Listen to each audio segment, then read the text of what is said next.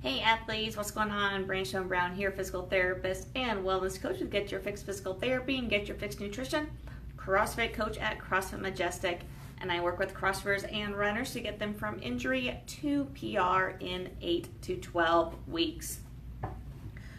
I'm on a series right now with talking about different diagnoses, why these aren't death sentences to your training, and kind of the basics behind these different diagnoses. I've been talking about foot and ankle. We're moving up the chain today, talking knee pain for several days.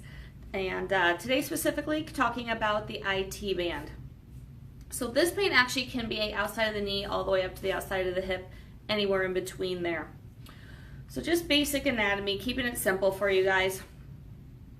The IT band connects, or it starts as a muscle around that hip. It is a very non-contractile, so there's not a whole lot of stretch in it.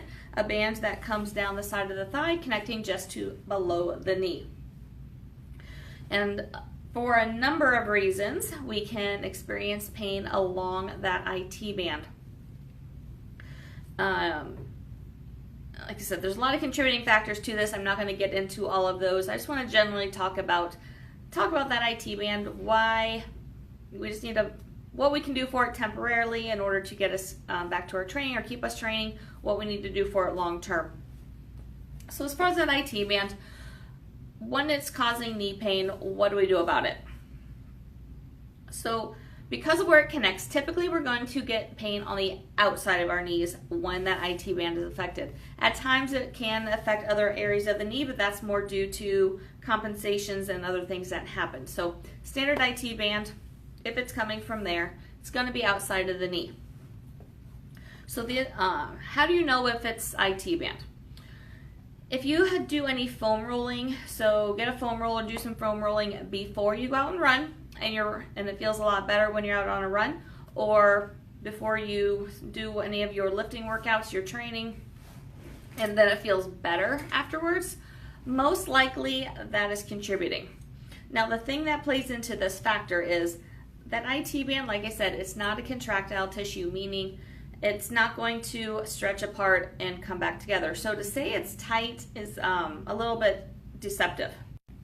What happens though is the muscle at the top can get tight, or we can get a little bit of restriction in between the quadricep that it sits underneath.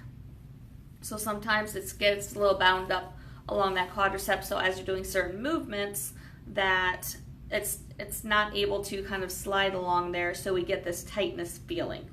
So that's a possibility. If, like I said, if that foam roller works, if that loosens it up temporarily, then we know that's that's a contributing factor. So to keep you training, I suggest continuing with that foam roller, continuing with what you need to do to be able to let you train pain-free. With that said, we still need to address that underlying issue of what's causing it. And it can be a number of factors. Primary factors tend to be kind of what I talk about very frequently: the hip or the ankle, foot and ankle, and the either lack of mobility or lack of stability, or both in there. Because once our mechanics are off in that leg, once things aren't moving quite right in that leg, that's when we get that IT band flaring up. So it's something that if we can control that pain, let you work out, let you continue training while addressing the issues that are actually causing it, then we are in the best of both worlds right there. So if this is something you're dealing with, definitely address it, definitely get it taken care of.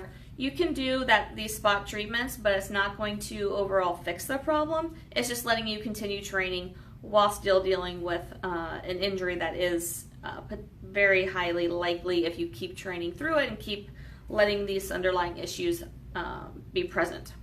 So if it's something you're dealing with, definitely comment on here. I'd love to hear about it. If it's something you've had in the past and you found something that worked for you, definitely let me know as well. I always love to hear success stories. And if you have anything specific you want to want to discuss with me, feel free to reach out to me directly through Facebook Messenger. I'd be happy to have a conversation with you. So I hope you're having an amazing day. Have a great rest of your day, and I'll talk to you later.